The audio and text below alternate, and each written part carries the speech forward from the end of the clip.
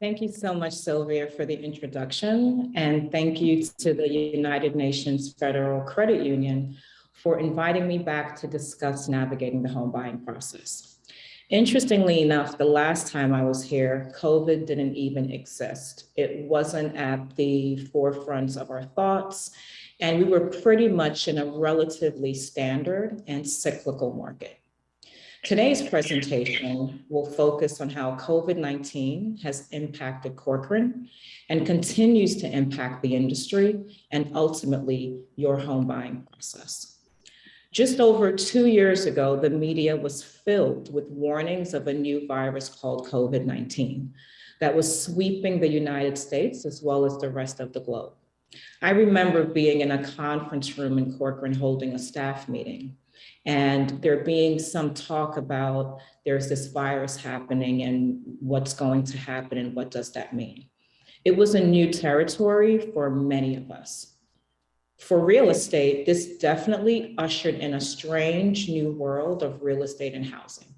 For companies like CORCORAN as well as our team, we just honed in on our specialties and identified opportunities where we could have the most impact. So let me begin by telling you who we are and who we serve. Next slide, please. I can't tell you how many times I've heard CORCORAN. That sounds familiar. Is it the same Barbara Corcoran from Shark Tank? The answer is yes. A self-described straight D student named Barbara Corcoran, who at the time was just 23 years old, founded a residential real estate company in a tiny office on the Upper East Side of Manhattan with 7 eager agents and a $1,000 loan in 1973. Let's fast forward to 2000. Barbara Corcoran stepped down, but the legacy she built on traditional values of service, integrity, market expertise, and neighborhood fluency lives on. With close to 50 years of experience, over 5,700 agents, and 160 offices, CORCORAN is the #1 residential firm in New York City. Now, our core markets are New York City, the Hamptons, and South Florida, but our ability to expand during COVID into new markets have really opened up a world of possibilities for us, but also for people seeking new opportunities. This commitment and dedication has resulted in CORCORAN being recognized as one of the top 500 franchises in Entrepreneur magazine. Since 2018, CORCORAN has opened up over 30 franchise offices. Let's see where. Next slide, please. As you can see from this list, CORCORAN has expanded heavily into the Western and Southern regions of the US and into the Caribbean. Most of the questions that I ask home buyers when they call me for a consultation is, where do you want to live? When you close your eyes, where do you see yourself settling? If you can see yourself living in any of the areas identified in this list or any of the areas that you dream of, CORCORAN and my team can help you. While I'm licensed in the state of New York, I can assist any home buyer interested in moving anywhere within, into, or outside the United States. Some of you may be wondering, wow, that's a lot of new offices. Well, let me tell you how we got here. Next slide, please.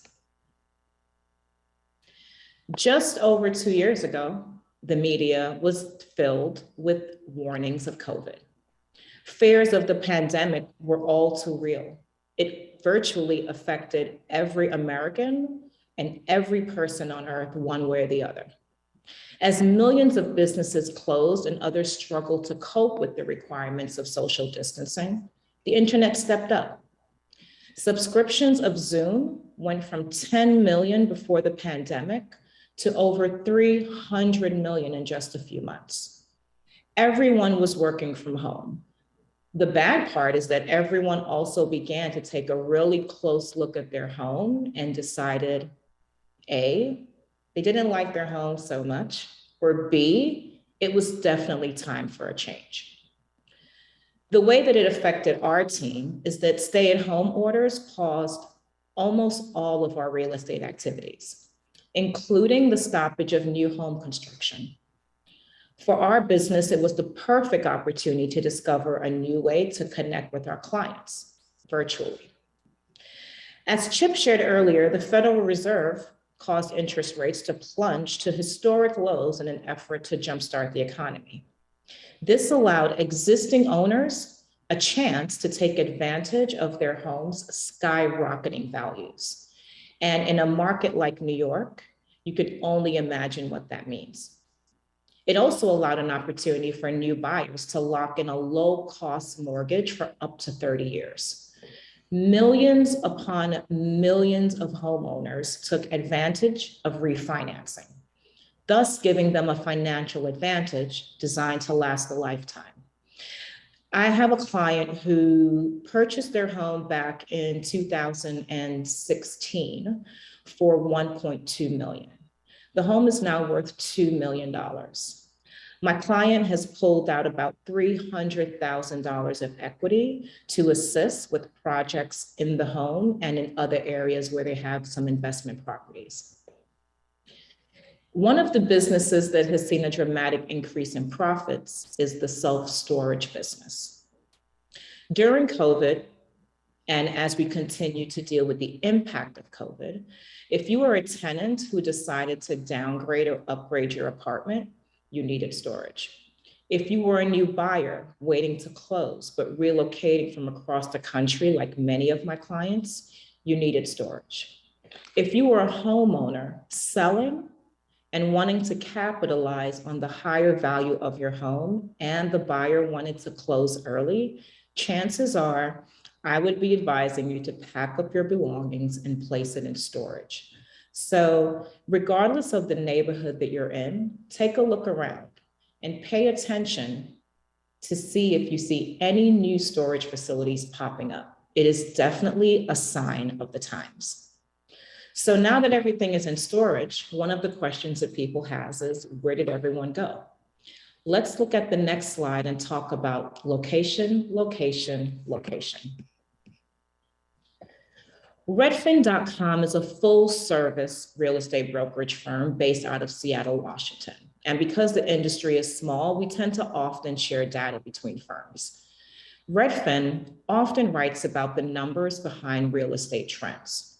Recently, the company sampled 2 million users who viewed at least 10 homes in a particular area and concluded that nearly 1 in 3 home buyers, or 32.4%, were looking to relocate due to remote work, rising mortgage rates, and skyrocketing rents, which are making affordable metro areas with more indoor and outdoor space more attractive than ever. Permanent remote work policies and the ongoing housing storage will also likely keep buyers moving. If a buyer becomes frustrated by a lack of inventory in one metro, they may relocate to a place with more affordable homes to choose from. So what's the most popular destination for relocating home buyers? Next slide, please. Miami, of course.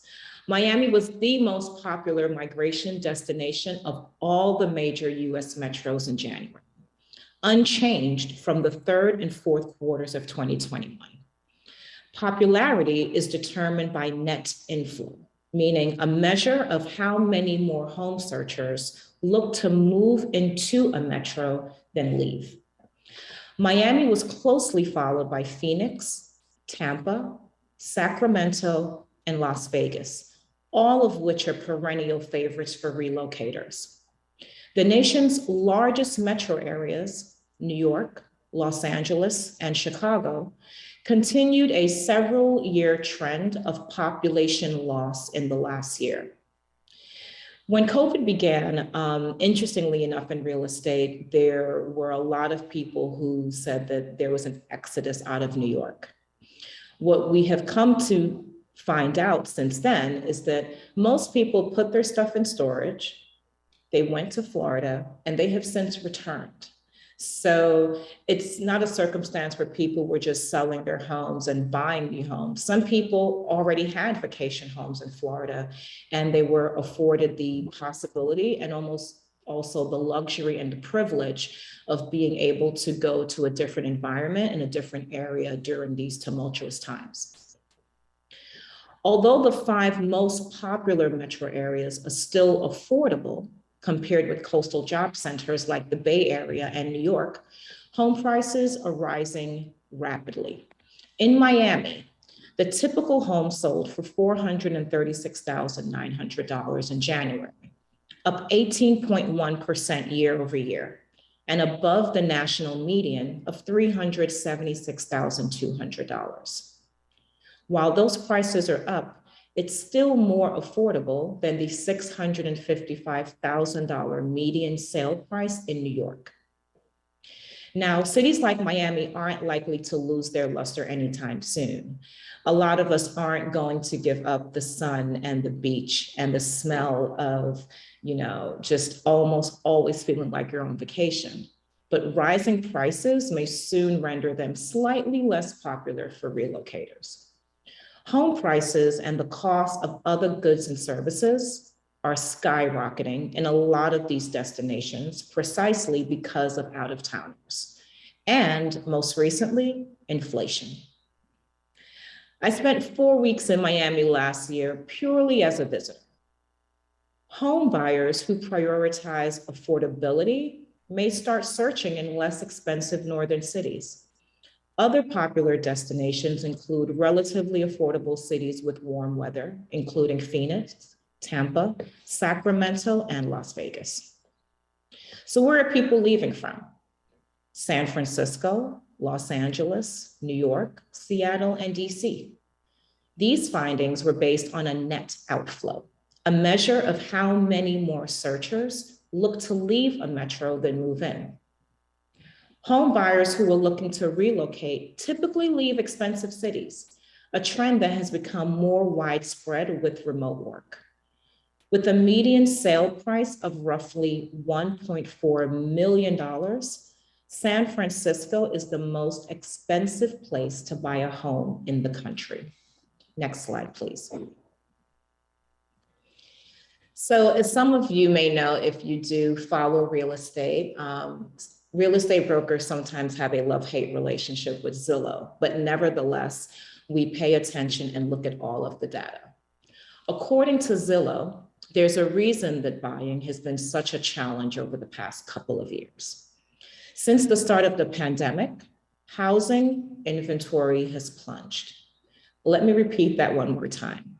Housing inventory has plunged, which has created a classic low supply, high demand situation that is driving home prices upward. And truth be told, the most challenging part is that we could be in for a few more years of record low housing inventory. Today's housing market is notably challenging for everyday buyers and real estate investors seeking out income properties. Not only are home prices sky high, but mortgage rates have risen sharply since the start of the year, and that is creating a massive decline in affordability. Now, so far, rising mortgage rates they don't seem to really be driving buyers away. And as long as the housing inventory remains low, sellers might continue to get away with charging higher prices for their homes. And we already know it's pushing many buyers to their limits. Now, industry experts, like myself, have attributed low housing inventory to 4 major factors. The first, millennials. Every millennial born in the generation's 5 largest birth years, between 1989 and 1993, will hit the all-important first-time home buying age of 30. Demand. Number 2, home builders. Home builders were already still recovering from the 2008 financial crisis. To make matters worse, let's just move on to number 3, the supply chain. Global supply chain issues continue to create delays and shortages for everything from garage doors and windows to framing lumber. And the cost of lumber has also been driven up primarily by inflation. Fourth, mortgage rates. Back in December, the average 30-year fixed mortgage rate was at 3.11%. As of Friday, the rate has spiked to 3.85%. In theory, higher rates should cool the market over time. However, this sudden move up in mortgage rates has corresponded in a short-term uptick in buyer urgency. Home buyers are rushing to buy now before rates go even higher. And it's a very simple thought process. If you could borrow $1 million at 3% versus borrowing $1 million at 3.85%, which would you choose? While home buyers are rushing to buy now before rates go even higher, all it's doing is it's only taking inventory off the market from an already low inventory market. A recent article in Fortune and aggregated by Zillow looked at the 50 largest metro areas and compared inventory levels from 2020 to where they were at the end of February. 3 cities seeing the smallest decrease in inventory are San Francisco, California, San Jose, California, and Austin, Texas. Austin is arguably the hottest real estate market with price increases of 45.4% in the past year. Many of the cities with smaller inventory has resulted in much steeper price increases than the rest of the country. Raleigh, North Carolina saw price increases 33.1% over the past year. Now consider this. The typical US home is now worth $331,533 according to Zillow. By the end of February 2023, it's expected to be worth more than $400,000. However, if you look at the cities with the lowest inventory, you'll notice that their median prices are well above the actual and forecasted values. For example, let's take a closer look at Sunnyvale, California. I remember coming across an article while putting this presentation together, and the article was titled, "This Basic Sunnyvale Home Sold for Close to $3 million." Now, any real estate agent knows that calling a home basic, depending on the context, is not always a compliment.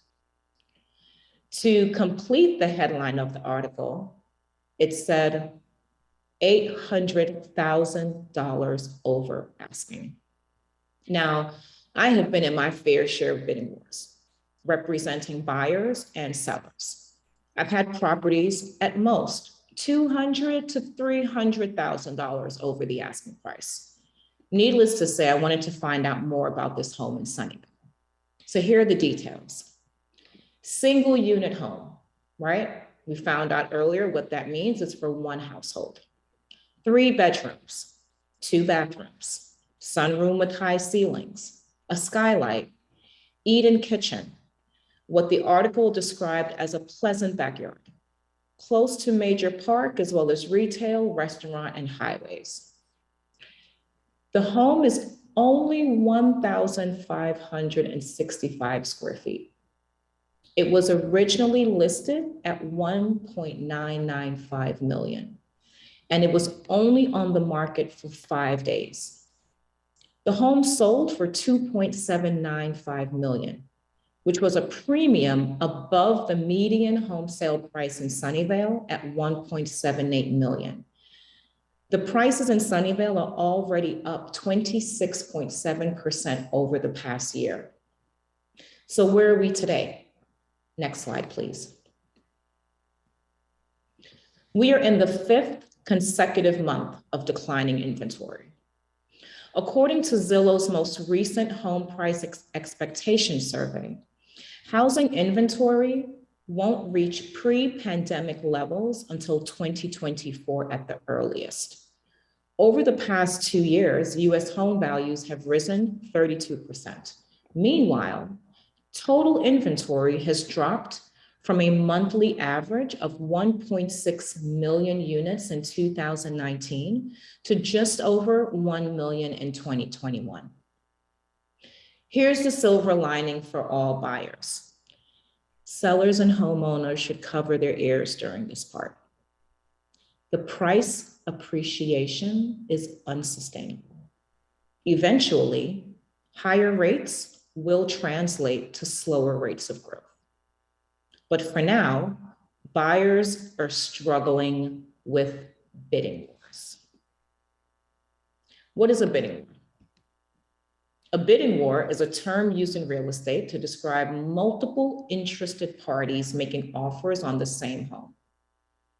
The seller can decide which offer to accept, and if the offers are similar, the seller may ask prospective buyers to up their offers to outbid each other.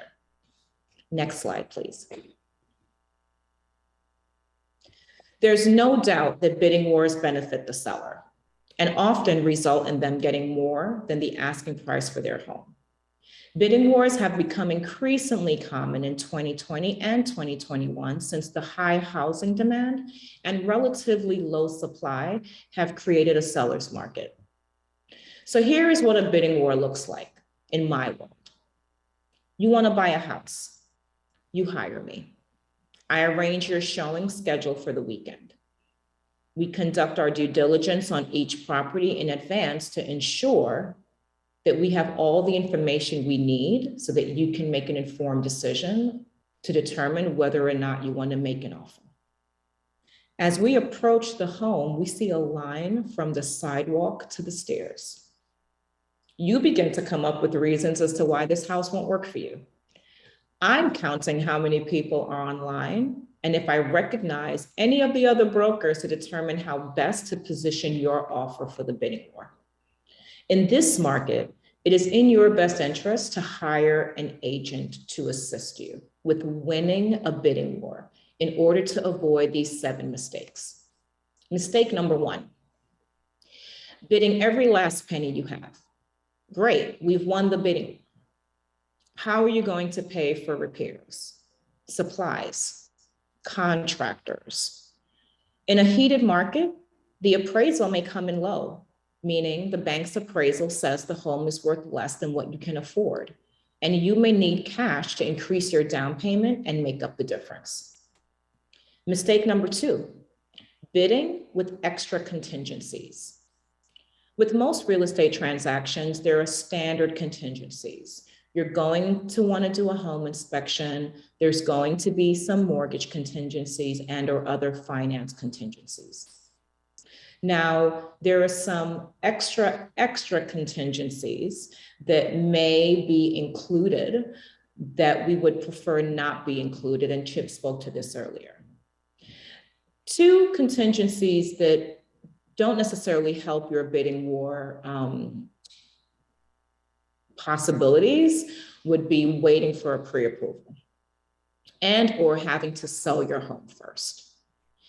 The challenge with waiting for a pre-approval is that the line of people that are already outside, one would assume that they are already armed with their pre-qualification or their pre-approval. Another mistake that buyers may make when it comes to bidding wars is bidding with no contingencies. Some buyers are so excited that they just remove all the contingencies. They're like, I don't need a home inspection. I don't need to come back. You don't need to take anything out the house. I'll just take it. The challenge there is that it makes it harder for you as a buyer to negotiate, renegotiate, or back out of the deal if an inspection reveals major flaws about the home. Another mistake that buyers make when it comes to bidding wars is assuming that you will get a second chance. I never assume that I'm going to get a second chance with the client, so therefore it's crucial to make your first impression be your best impression. You may never get a second chance to conduct another viewing or increase your offer, so always put your best foot forward. Another common mistake is using the term best and final offer. In real estate, there is nothing best and final. These terms are thrown around a lot on real estate reality TV shows. Best and final actually means, this is my final position. The negotiation is over, and I'm not offering you 1 penny or concession more. Think to yourself, is this the message you want to send to the seller? Mistake number 6, using an escalation clause. For those of you who may be unfamiliar, an escalation clause automatically increases your purchase offer by a certain amount above all competing offers. And this continues until the price reaches the maximum price you've determined you're willing to pay for the home. This clause puts the bidding beyond you or your agent's control, and it doesn't take into consideration other valuable contingencies beyond price that you or other bidders might be willing to add. And last but not least, mistake number 7. This one tends to pop up a lot in our business, which is not knowing a home's true value. Some buyers are often hesitant to offer above the asking price in a bidding war, thinking that the home is not worth more than that. Here's another secret. What most home buyers don't realize is that sellers and their agents will often intentionally price the home slightly below its true value to get a bidding war going and have potential buyers drive the price much higher in the heat of competition. Sometimes what you think is overpriced is the price. As an exclusive buyer's agent, one of the things that I do when I'm working with clients is for every home that you want to view or make an offer on, I generate a comparative market analysis. We're not making offers, randomly. We're going to have a very clear understanding of what price per square foot is for the area, where homes are trending, which homes are on the market, which ones have gone into contract, which ones have come off the market. Because when you put all of that data together, it gives you the best well-rounded picture in order to figure out where you need to be in order to win a bidding war. So how do you win a bidding war? It's not always simply the highest bid that wins in a bidding war. Let's discuss some of my most effective strategies. Next slide, please. So I've broken down the strategies into 3 categories. The first is most likely to win. The second, this improving your odds of winning. And third, no impact on your bid. So it pains me to say this, but cash is king, right? All cash deals reduce overall risk to the transaction. That is ultimately what the seller, the seller's agent, the seller's attorney cares about. But that is also what the buyer, the buyer's agent, and the buyer's attorney cares about. We all ultimately want to reduce the risk to the transaction. Now, for a seller, what that means is they don't have to deal with the bank and more specifically, the appraisal process. So it's, the fewer number of cooks in the kitchen, the better it is to kind of move the transaction forward. But one thing we know is that not everyone has cash. I mean, let's be realistic. Putting down all cash is not possible for most. So it's more important for you to focus on the cash that you have. Increase your down payment. Offer to pay a small portion of the seller's closing costs, right? For all of my non-cash buyers, which is probably most of you, recognizing that at least 71% of you are looking to purchase a home, I'm going to assume that many of you will be financing that purchase. One of the things you can do to improve your chances of winning a bid is to ask for fewer contingencies. In today's market, home buyers are waiving contingencies at a higher rate than before the pandemic to remain competitive. Over the past 6 months, more than 13% of successful offers waived the inspection contingency. Now, before I move on, let me just recap. As an exclusive buyer's agent, I always advise my clients to get a home inspection. In one exception.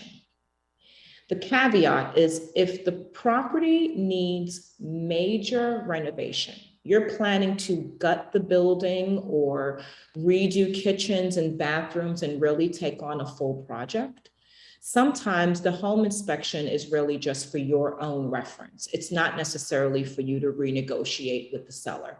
So where I see buyers waiving contingencies are on much older homes where they're taking on a larger renovation project. This could be represented in your offer as an as-is sale, right? Sometimes when you're reading a property description, the seller or the seller's agent will already disclose that the property is being sold as is. For some buyers, what this means is that, oh, well, the seller isn't going to fix anything. You should know that there are items in your contract of sale, and there are items specific to the sale of homes that a seller is legally required to deal with. Some of those items come out of the home inspection. So as much as a seller may write as is, their agent should be instructing them that even if it's as is, they have a responsibility to deliver the home in a particular way to the buyer, especially when there is financing involved. Also, please be aware that there is always risk with waiving contingencies, so it is very important to consult with your lender, but also more importantly, your attorney who is going to be drafting the contract language and ensuring that all parties are on the same page. One of the other things you can do if you have cash, but not enough cash to make an all cash purchase, is to increase your down payment. One of the easiest ways to show a seller that you're committed is to put more money down. If you're purchasing with an FHA loan that only requires 3.5% down, consider putting down 4% or maybe 5% if you can.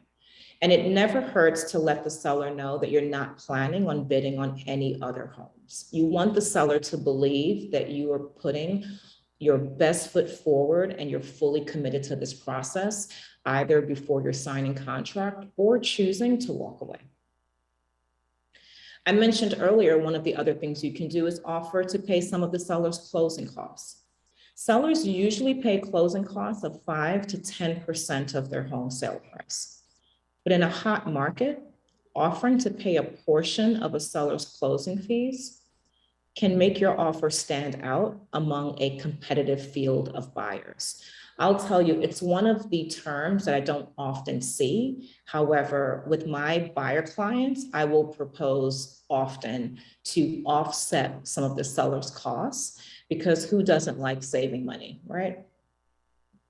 One of the other things you can do is to be flexible on the closing date. You may want to move in immediately. The seller who has been residing in the home for the past 40 years may not be able to just leave after closing. So they may need 1 to 2 weeks to transition out of the home. In real estate, this is called a post-possession agreement. And it's a term that I would usually negotiate upfront, and it would be included in your contract of sale. The way it typically works is you would attend the closing. There would be your first final walkthrough. You would attend the closing, and then whatever period of time after your post-possession agreement expires, there would be a second final walkthrough and then a wrap-up of the closing to ensure that all of the remaining funds have gone to the seller. Now, there are a few strategies that have little to no impact on bidding wars. The first is waiving the inspection contingency. So let me be clear. Waiving the contingency does not mean that you are not conducting a home inspection. What it means is that the findings will not negatively impact your commitment to signing contract. You're not asking the seller for anything, and you're not renegotiating the terms of your accepted offer. However, in my 13 years of experience, even my own clients can't stay committed to this strategy. So don't even lie to yourself. Leave the option to discussing any item that may be of concern to you from the home inspection on the table. And last but not least, the escalation clause. You as a buyer can insert a provision in your offer that says you'll go to a certain dollar amount above any offer up to a maximum amount. As a licensed realtor, I also know that if an offer is presented at any time while a home is on the market, the seller's agent has a legal obligation to present the offer to the seller, even if it's a new or revised offer. And at that point, the seller gets to choose. So it doesn't really, sometimes it doesn't matter what the escalation clause is, because you can get an accepted offer with your escalation clause on Monday, and the broker who found out that they lost out on the deal can just submit a new offer. I've had that happen to me multiple times. It's one of the things that you don't necessarily want to have happen, but you understand that it can happen. So you just want to be sure that, you know, is it still possible for you to win the bid? Absolutely. However, don't put those types of parameters around your offer.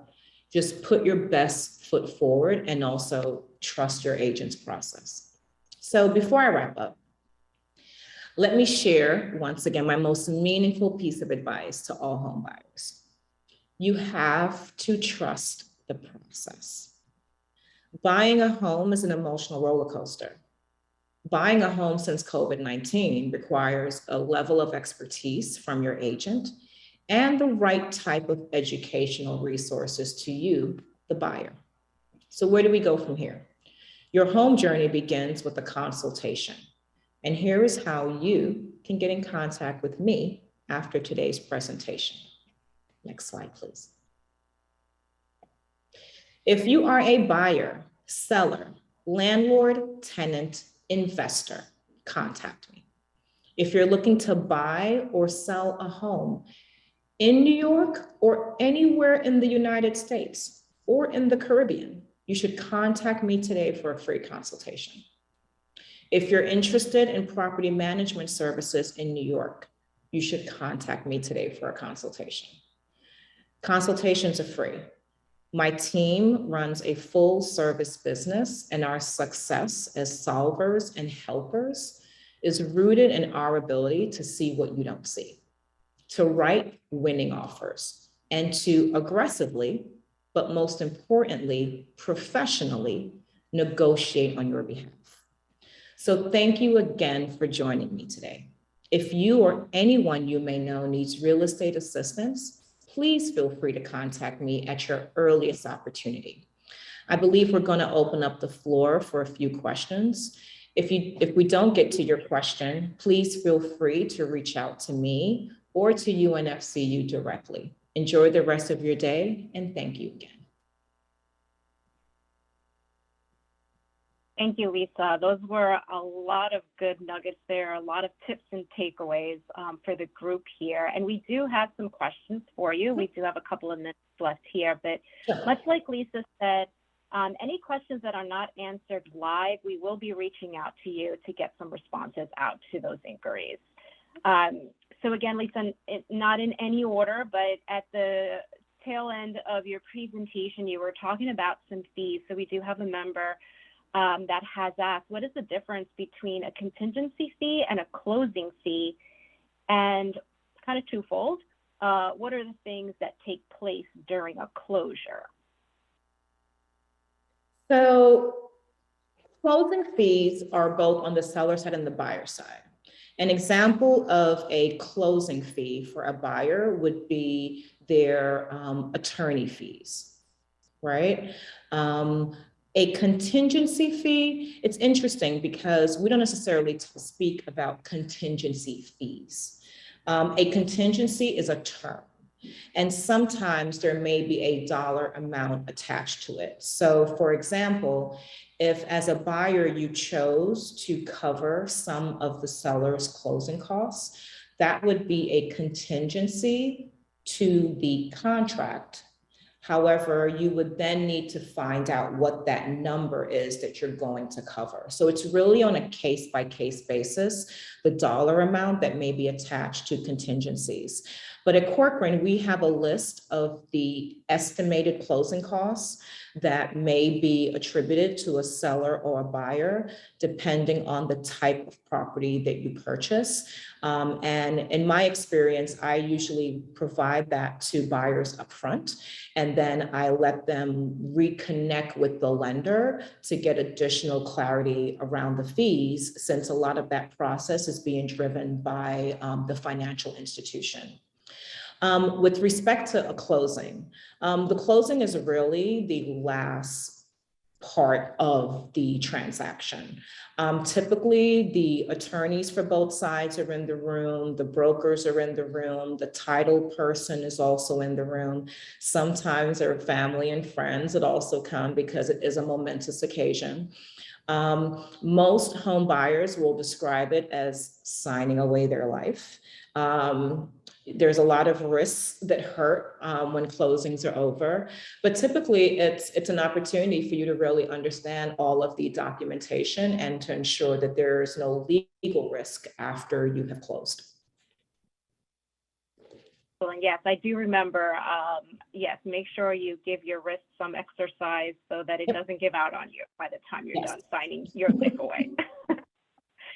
But you know, it's good to know that Corcoran's group has, you know, some insight into some estimates of the cost, because we do have a member that has asked, what % of the seller's closing costs do you propose to be covered by a buyer? If maybe you can give us, you know, what you've seen in your experience. In my experience, that number can range from anywhere from like 1 to 2% of the contract sale price. Anything above that sometimes can be a little egregious, or it could be, sometimes it could be a tactic that the buyer is using. What you don't want to do is you don't want to propose paying the seller's closing costs and then renegotiating it after. So you want to propose a number that you know, or a fixed, it could be a percentage of the contract sale price, or it could be a fixed number that you already know that you're comfortable with having that money go to the seller.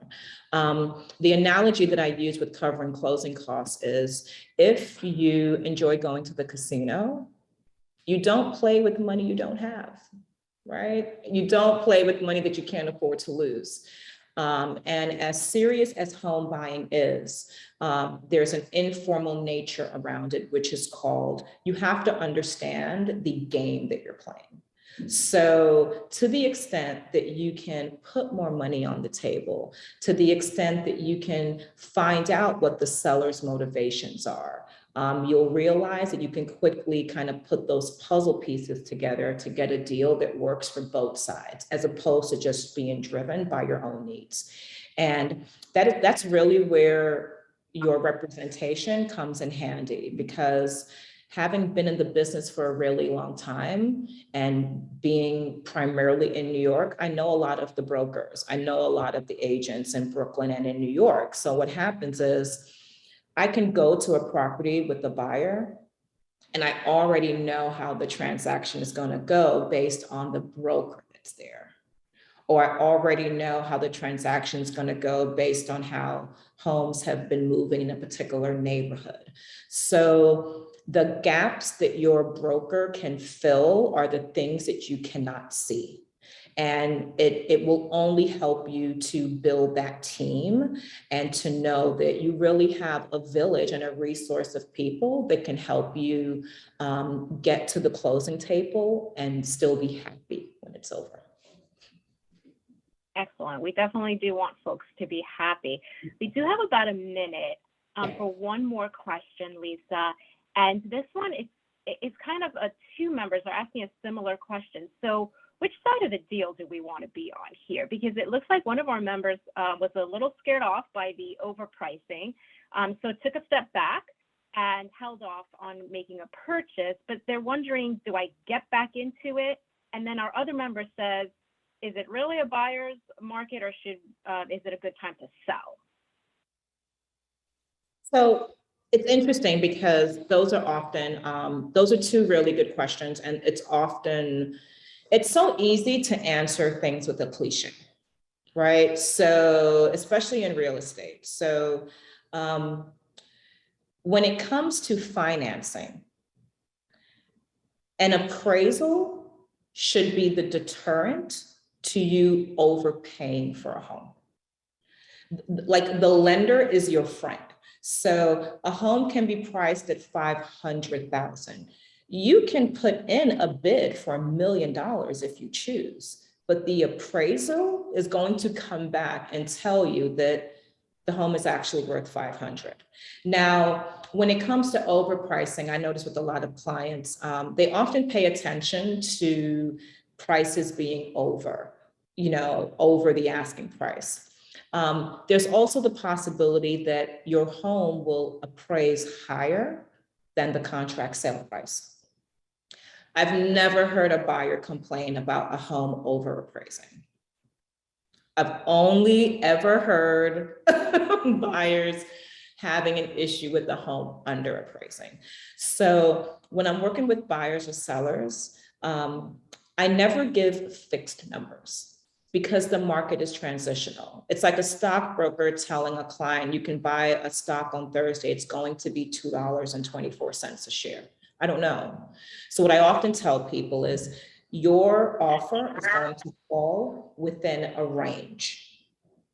And you should be comfortable with whatever number you put forward.